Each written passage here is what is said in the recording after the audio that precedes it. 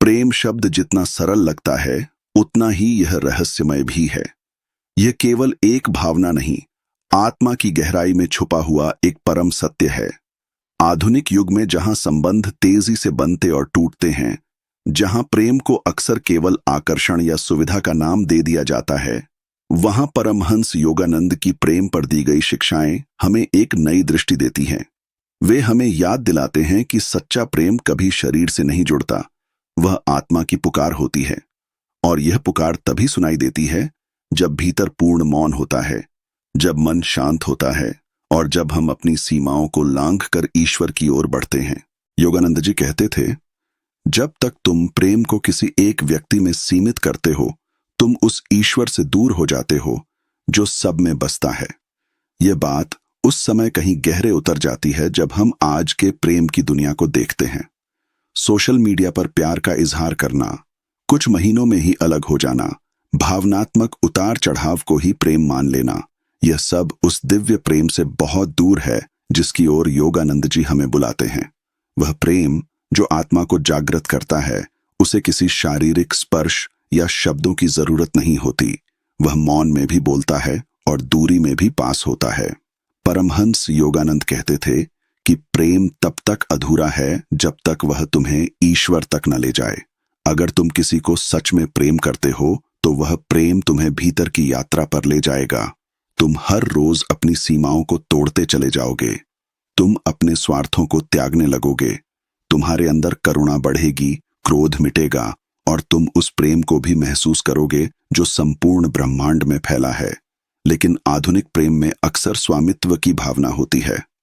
वह मेरा है, यह भाव ही प्रेम को बांध देता है। योगानंद जी कहते थे कि प्रेम को पकड़ने की कोशिश मत करो, उसे बहने दो। अगर वह सत्य है तो लौट कर आएगा, अगर नहीं है तो वह कभी तुम्हारा था ही नहीं। यह शिक्षा उस साधक के लिए अत्यंत मूल्यवान है जो किसी को खो चुका है और दुख में डूबा है।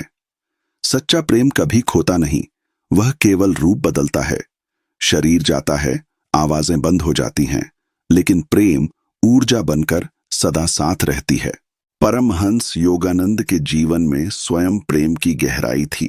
जब वे अमेरिका गए और अपने गुरुदेव श्री युक्तेश्वर जी को छोड़ना पड़ा, तब उनके भीतर जो वेदना उठी वह किसी सांसारिक प्रेम से कम नहीं थी, लेकिन उस वेदना ने उन्हें ईश्वर के और करीब पहुंचा दिया। उन्होंने अनुभव किया कि जब हम अपने किसी प्रिय को छोड़ते हैं तो वह त्याग नहीं, आत्मा की एक ऊंची उड़ान होती है। वे सिखाते थे कि प्रेम में स्वतंत्रता होनी चाहिए। किसी को प्रेम देना मतलब उसे पिंजरे में कैद करना नहीं होता, बल्कि उसे उड़ने की आजादी देना होता है। अगर वह तुम्हारे पास आता है तो वह तुम्हारे प्रेम की सच्चाई है, और अगर चला जाता है तो ईश्वर ने तुम्हारे जीवन में कोई और मार्ग खोला है।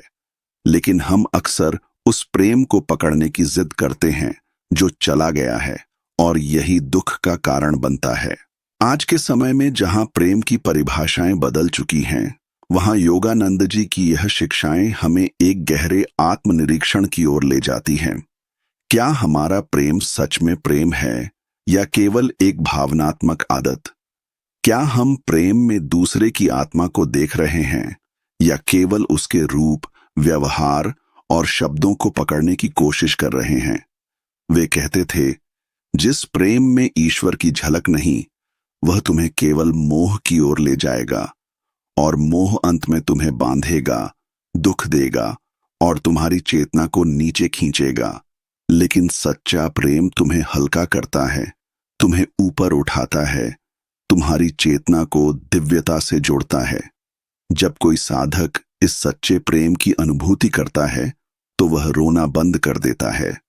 वह जानता है कि प्रेम पाने के लिए उसे किसी से मांगने की जरूरत नहीं। प्रेम तो भीतर है, वह उसकी आत्मा में गूंजता है, जैसे किसी गुफा में धीरे धीरे कोई मंत्र ध्वनि फैलती है। परमहंस योगानंद की एक विशेष बात यह थी कि उन्होंने प्रेम को केवल सिद्धांत नहीं बनाया, उन्होंने उसे जिया। उनके शिष्यों के अनुभव बताते हैं कि योगानंद जी की आंखें स्वयं प्रेम बन चुकी थीं। जब वे किसी को देखते थे तो उस व्यक्ति को भीतर तक स्पर्श कर लेते थे। यह प्रेम था, बिना शब्दों के, बिना छुए हुए और बिना किसी स्वार्थ के। आधुनिक समय में हम सभी प्रेम की तलाश में हैं। कोई साथी में ढूंढ रहा है, कोई दोस्ती में, कोई माता पिता में, तो कोई बच्चों में। लेकिन योगानंद जी कहते हैं, सबसे पहले उस ईश्वर को प्रेम करो जिसने तुम्हें प्रेम करने की शक्ति दी। जब तुम ईश्वर से प्रेम करना सीख जाते हो, तब तुम्हारा प्रेम सभी रिश्तों को और पवित्र बना देता है। तुम तब केवल प्रेम करने के लिए प्रेम करते हो, पाने के लिए नहीं। और यही सबसे बड़ा परिवर्तन है। जब कोई प्रेम करता है और बदले में कुछ नहीं चाहता, तो वह प्रेम बहुत ऊंचा हो जाता है। तब वह प्रेम एक साधना बन जाता है। तब हर रिश्ता तुम्हारा तब बन जाता है।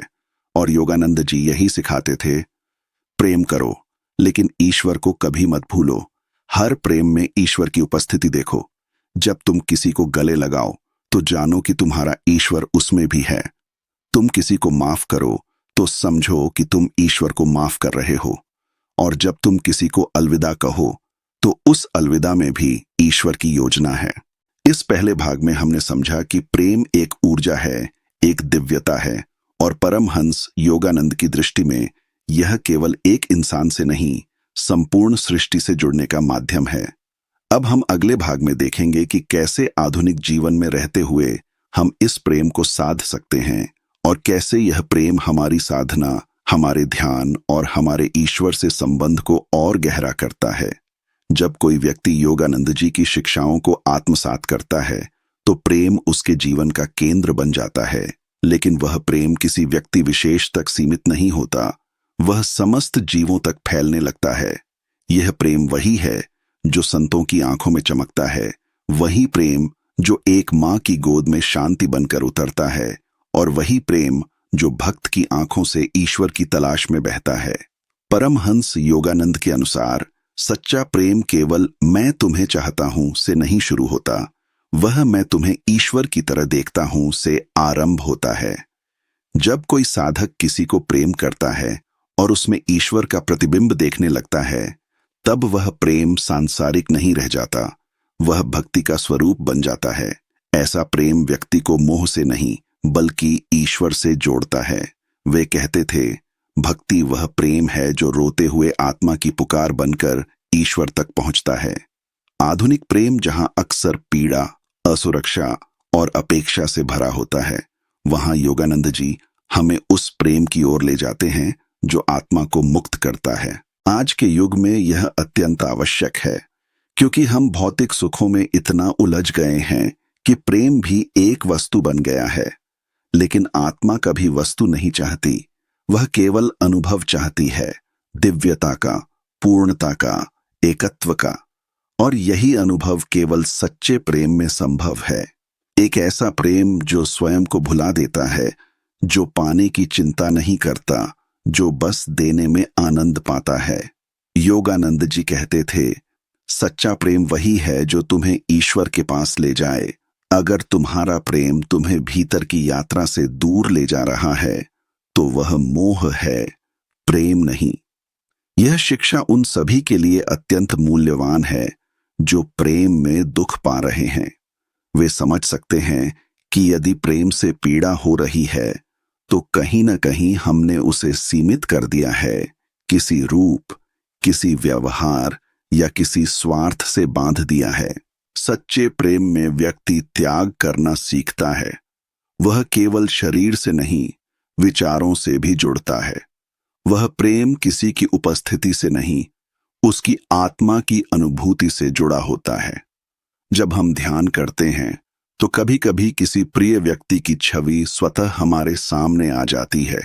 यह प्रेम की वही ऊर्जा है जो चेतना के स्तर पर काम कर रही होती है। परमहंस योगानंद स्वयं ध्यान के माध्यम से यह प्रेम सभी में देखते थे। वे कहते थे, जो भी मेरे पास आता है, मैं उसकी आत्मा में वही ईश्वर देखता हूं जिससे मैं प्रेम करता हूं। यही कारण है कि उनके शिष्यों ने कभी उन्हें क्रोधित या असंतुलित नहीं देखा। उनका प्रेम दिव्यता से जुड़ा हुआ था और इसी कारण वह स्थायी था। आज जब हम किसी से प्रेम करते हैं, तो हम चाहते हैं कि वह हमारे अनुसार बोले, हमारे अनुसार व्यवहार करे।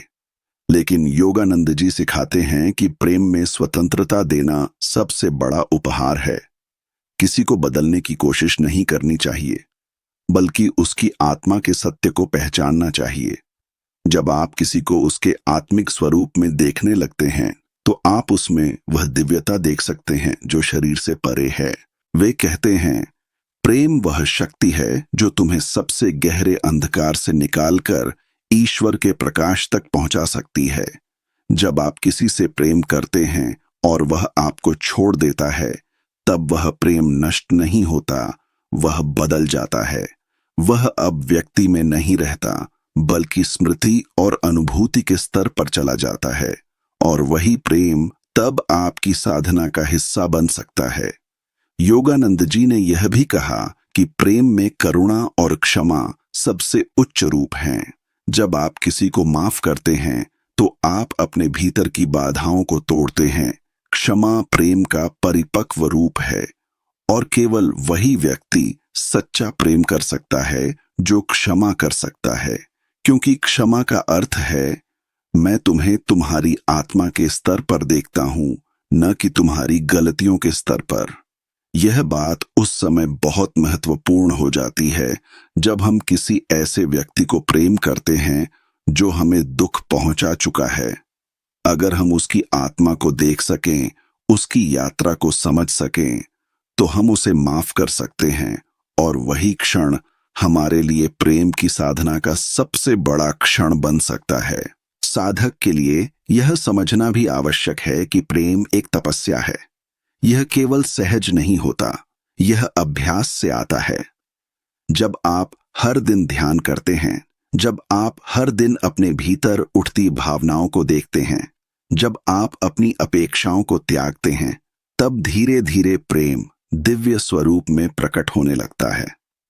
आधुनिक प्रेम में जहां लोगों को डर होता है कि कहीं वह छूट न जाए, वहीं योगानंद जी का प्रेम सिखाता है, अगर कुछ सच्चा है तो वह कभी तुम्हें छोड़ नहीं सकता, और अगर वह छोड़ भी दे तो उसका कार्य तुम्हारे जीवन में पूर्ण हो चुका होता है।